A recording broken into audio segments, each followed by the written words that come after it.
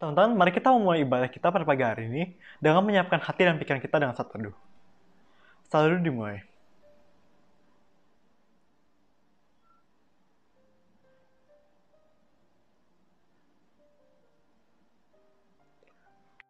Teman-teman, mari kita menyanyikan lagu Selamat Pagi Bapak.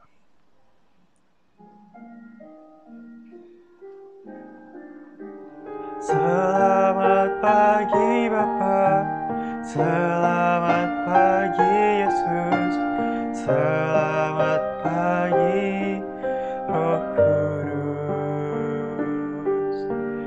Ku bersyukur atas anugerah-Mu semalam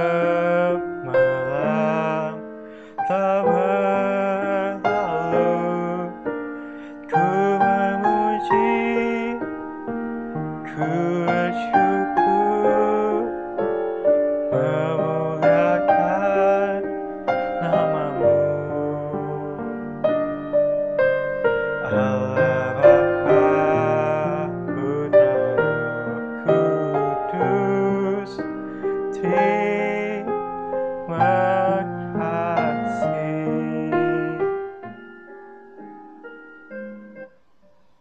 Doa pengakuan dosa. Teman-teman, kita berdoa. Tuhan, sekarang kami datang untuk merendahkan diri kami di hadapan-Mu, untuk mengakui dosa-dosa kami. Tolong bebaskanlah kami dari dosa-dosa kami ya Tuhan. Haleluya, amin. Berita anugerah. Mazmur 100 ayat 1-3. Bersorak-soraklah bagi Tuhan, hai seluruh bumi. Beribadahlah kepada Tuhan dengan sukacita dan datanglah ke hadapannya dengan sorak-sorai. Ketahuilah bahwa Tuhanlah Allah, Dialah yang menjadikan kita dan punya Dialah kita, umatnya dan kawanan domba gembalaannya. Teman-teman, mari kita menyanyikan lagu Tuhan Yesus Baik.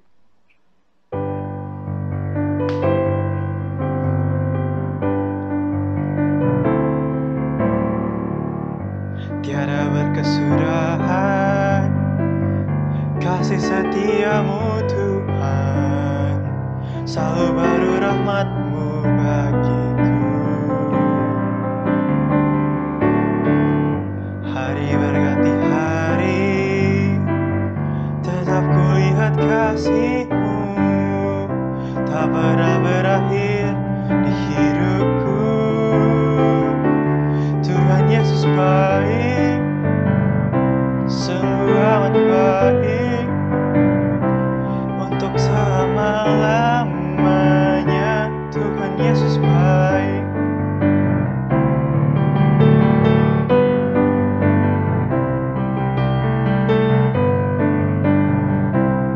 Untuk selama-lamanya Tuhan Yesus baik. Persembahan bisa dititip ke papa, mama, atau kalian bisa mentransfer sendiri melalui OVO, GoPay, Dana, dan lain-lain. Atau dengan cara scan QR Code GKBJ. Teman-teman, mari kita menyanyikan lagu Give Thanks.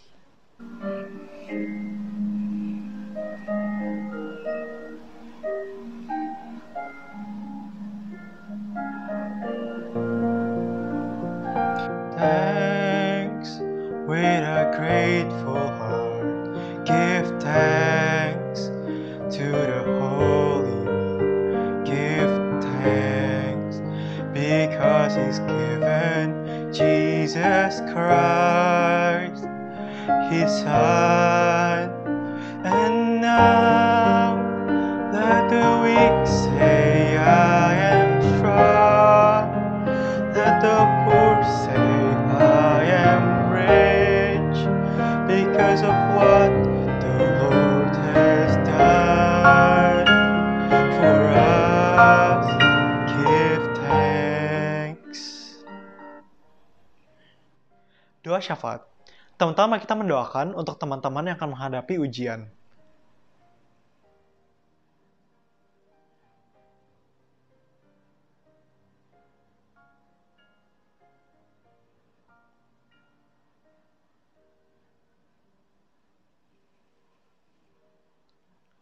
Setelah itu, mari kita mendoakan untuk keadaan COVID ini yang tidak berakhir-akhir, agar cepat berakhir.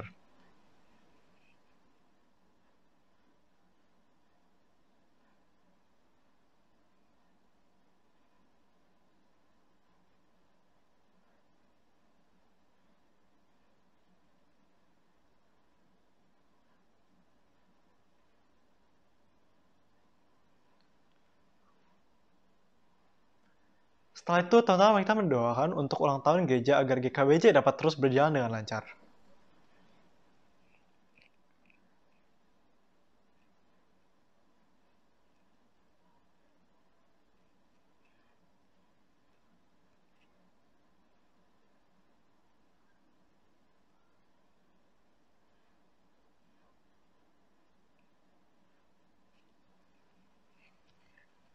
Pengakuan iman rasuli. 1, 2, 3. Aku percaya kepada Allah, Bapa yang Maha Kuasa, Khalik langit dan bumi, dan kepada Yesus Kristus, Anaknya yang tunggal, Tuhan kita, yang dikandung dari Roh Kudus, lahir dari anak darah Maria, yang menderita sengsara di bawah pemerintahan Pontius Pilatus, disalibkan, mati dan dikuburkan, turun ke dalam kerajaan maut. Pada hari yang ketiga, bangkit pula dari antara mati, naik ke surga, duduk di sebelah kanan Allah Bapa, Maha yang Kuasa. Dan dari sana ia akan datang untuk menghakimi orang hidup dan yang mati. Aku percaya kepada Roh Kudus, gereja yang kudus dan am, persekutuan orang kudus, pengampunan dosa, kebangkitan tubuh dan hidup yang kekal. Amin. Pembacaan Alkitab dari Amsal 1 ayat 1 sampai 17. Amsal-amsal Salomo bin Daud, Raja Israel, untuk mengetahui hikmat dan didikan, untuk mengerti kata-kata yang bermakna, untuk menerima didikan yang menjadikan pandai, serta kebenaran, keadilan, dan kejujuran, untuk memberikan kecerdasan kepada orang yang tak berpengalaman, dan pengetahuan serta kebijaksanaan kepada orang muda. Baiklah orang bijak mendengar dan menambah ilmu, dan baiklah orang yang berpengertian memperoleh bahan pertimbangan. Untuk pengerti Amsal dan ibarat, perkataan dan teka-teki orang bijak, takut akan Tuhan, adalah permulaan pengetahuan, tetapi orang bodoh menghina hikmat dan didikan. Teman-teman, mari kita persiapkanlah hati kita untuk mendengarkan firman Tuhan. Mari kita menyanyikan lagu Jangan Pernah Menyerah. Tuhan tak pernah janji langit selalu biru, tetapi Dia berjanji selalu menyertai. Tuhan tak pernah janji jalan selalu rata, tetapi Dia berjanji berikan kekuatan. Jangan pernah menyerah, jangan berputus asa. Mujizat Tuhan ada saat hati menyembah. Jangan pernah menyerah, jangan berputus asa. Mujizat Tuhan ada bagi yang setia dan percaya. Selamat pagi teman-teman semuanya. Nah, sebelum kita merenungkan sebagian daripada firman Tuhan, yuk kita berdoa. Tuhan Allah Bapa kami di surga, mengucap syukur untuk waktu yang Tuhan berikan kepada kami saat ini, sehingga kami boleh mendengarkan firman daripada Tuhan. Tuhan, pakai waktu ini supaya kami bisa duduk diam, tenang, mendengarkan firman Tuhan, kami boleh fokus, dan biarlah Tuhan berikan kami hikmat, supaya kami boleh mengerti apa yang Tuhan ingin sampaikan kepada kami masing-masing. Berbicaralah kepada kami ya Tuhan, sebab kami siap mendengarkan. Amin. Nah, finally nih teman-teman, minggu ini kita akan membahas kitab baru. Jadi setelah 5 minggu sudah kita membahas kitab Mazmur, and finally this week, one of my favorite kitab, yaitu adalah kitab Amsal. Nah, penulis kitab Amsal itu terdiri dari beberapa orang. Namun, penulis utama kitab ini adalah Raja Salomo. And as we know, the Bible says, he is the wisest man who ever lived on earth. Nah, sedikit flashback di 1 Raja-Raja 3 ayat 12, di sana diceritakan tuh.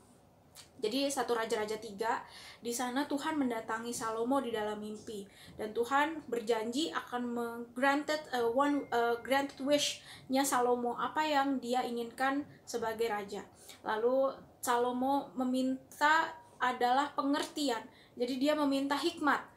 Nah, karena Tuhan itu senang banget sama permintaannya Salomo, sehingga Tuhan gak cuma memberikan hikmat aja, tetapi dia juga memberikan Salomo kekayaan dan kekuasaan yang cukup lama ya. Nah, 1 Raja-Raja 3 ayat 12 bilang begini, maka sesungguhnya aku melakukan sesuai dengan permintaanmu itu. Sesungguhnya aku, Tuhan, memberikan kepadamu hati yang penuh hikmat dan pengertian, sehingga sebelum engkau tidak ada seorang pun seperti engkau, dan sesudah engkau tak akan bangkit seorang pun seperti engkau. Luar biasa ya teman-teman ya. Nah, kembali ke kitab Amsal yang kita akan bahas pada hari ini, aku mengutip dari Bible Project. Struktur kitab Amsal itu bisa dibagi menjadi 4 bagian. Jadi Amsal itu terdiri dari 31 pasal. Nah, dibagi menjadi 4. Yang bagian pertama adalah Amsal 1 sampai ke 9. Lalu yang kedua adalah Amsal 10 sampai ke 29, lalu Amsal 30 dan Amsal 31. Nah, Amsal 1 sampai 9 ini berisi tujuan penulisan kitab dan mengapa kita harus mengejar hikmat. Jadi yang akan kita bahas pada hari ini lebih spesifiknya di Amsal yang bagian pertama ini, Amsal 1 sampai ke 9, dan lebih spesifik lagi adalah Amsal pasal 1. Nah, lalu kemudian Amsal 10 sampai 29 itu paling banyak pepatah singkat yang berisi hikmat. Jadi Amsal 10 ayat 29 ini merupakan kumpulan-kumpulan kata-kata hikmat gitu, dan berisi banyak tentang pepatah. Lalu Amsal ke-30 dan ke-31 itu sama-sama kesimpulan dari kitab Amsal ini. Nah, kita tadi sudah dibacakan ya oleh Wilson Amsal 1 ayat 1 sampai 7. Aku akan kembali membacakan sekali lagi tapi versi bahasa Inggris. Karena di sini supaya teman-teman bisa mendapatkan insight ya lebih banyak dibandingkan dengan yang bahasa Indonesia. Ada sudut pandang lain. Amsal 1 ayat 1 sampai ke 7. The Proverbs of Solomon, son of David, king of Israel, to know wisdom and instruction, to understand words of insight, to receive instruction in wise dealing, in righteousness, justice, and equity, to give prudence to the simple, knowledge and discretion to the youth. Let the wise hear and increase in learning, and the one who understands obtain guidance, to understand a proverb and a saying, the words of the wise and their riddles. Nah, itu adalah Amsal pasal 1 sampai ke 6. Berisi mengenai tujuan kitab Amsal dibuat. Nah, di sini ada kita lihat yang tadi aku bacakan ya, di dalam bahasa Indonesianya, untuk mengetahui hikmat, untuk mengerti kata-kata yang bermakna, untuk menerima didikan, untuk memberikan kecerdasan, untuk mengerti Amsal. Jadi ada 5 tuh untuknya. Kalau di dalam bahasa Inggrisnya, to know, to understand, to receive, to give, and then to understand a proverb. Nah, jadi they are all related to the idea of wisdom. Jadi wisdom, hikmat bahasa Indonesianya hikmat. So, what is wisdom anyway? Nah, sedikit kita lihat di dalam kamus ya. Jadi kata hikmat ini diterjemahkan dari kata Ibrani. Ibrani yang berarti chokmah atau hokmah. Nah, hokmah di sini di dalam bahasa Ibrani itu artinya kebijaksanaan, tetapi juga skill. Jadi kalau kebijaksanaan kan kita pahamnya tentang pikiran gitu yang ada di dalam otak. Tapi di sini tidak terbatas hanya ke dalam sebuah pikiran, tetapi juga skill. Apa tuh skill? Keterampilan. Jadi kebijaksanaan adalah terampil atau menjadi bijaksana. Hikmat tidak terbatas pada sekedar pengetahuan yang ada di dalam pikiran kita, tetapi juga mencakup skills secara nyata untuk kita hidup di dunia ini. Nah, aku mengutip sumber lain dalam bahasa Inggris, wisdom itu adalah artinya is the skill of living successfully under God. And we also saw that wisdom is inseparable from righteousness. Yang tadi kita sudah baca ya di dalam ayat yang ke-1 sampai ke-6. To be righteous is in your own best interest. And so doing what is right is wise. Sekali lagi, and so doing what is right is wise. Nah, jadi yang seperti juga kita yang tadi aku sudah bahas di awal, yang Salomo minta di dalam 1 Raja-Raja 3 ayat 9, ini ketika dia bertemu Tuhan di dalam mimpi ya. Permintaan Salomo begini, maka berikanlah kepada hambamu ini hati yang paham menimbang perkara untuk menghakimi umatmu dengan dapat membedakan antara yang baik dan yang jahat. Sebab siapakah yang sanggup menghakimi umatmu yang sangat besar ini? Jadi membedakan antara yang baik dan yang jahat. itu adalah kebijaksanaan. Nah, tapi kebijaksanaannya itu bukan hanya sebatas pikiran, kita bisa membedakan baik yang jahat, tetapi juga merupakan sebuah keterampilan atau skill di dalam kita menjalani hidup ini. Jadi, kembali lagi, mengapa kitab Amsal itu dibuat? Jadi, kita semua itu dilahirkan dengan kecenderungan, di sini tendensi ya. Jadi kita semua dilahirkan punya tendensi untuk merusak diri sendiri. Penulis Amsal menyadari hal itu dan dia sangat ingin memberikan kebijaksanaan kepada putranya sebelum dia menghancurkan hidupnya. Jadi di Amsal pasal 1 ini juga berisi tentang nasihat-nasihat seorang ayah kepada anaknya. So, Proverbs begins by offering this attractive prospect. Kita lihat ya di dalam di dalam Amsal ini itu memiliki pandangan yang sangat menarik. Jadi dalam bahasa sehari-harinya itu dia bilang gini, kayak I can teach you how to live so that you don't have to learn from mistakes and regrets. Do you want to make a mess of your life or do you want to live successfully without regrets? Listen up, it's for your own good. Jadi kayak saya dapat mengajari Anda cara hidup ini di dalam Amsal. Jadi kayak lu tuh nggak perlu belajar dari kesalahan dan penyesalan gitu. Jadi lu mau hidup lu berantakan atau hidup lu mau sukses tanpa penyesalan. Nah, bacalah kitab Amsal ini untuk kebaikan dirimu sendiri. It's for your own good. And then jadi kita bisa menyimpulkan ya bahwa hikmat, kebijaksanaan, atau wisdom itu bisa sama diartikan keterampilan atau skill, kebijaksanaan, dan dengan kata lain adalah hidup sukses di dalam Tuhan. Nah, jawabannya, and then the big question is, how to live successfully in God, how to live in wisdom, how to live dengan skill yang baik di dalam dunia. Nah, jawaban semuanya itu adalah di dalam Amsal 1 ayat ke-7. Jadi ini adalah kata kunci dan the whole book in one verse is Amsal 1 ayat 7.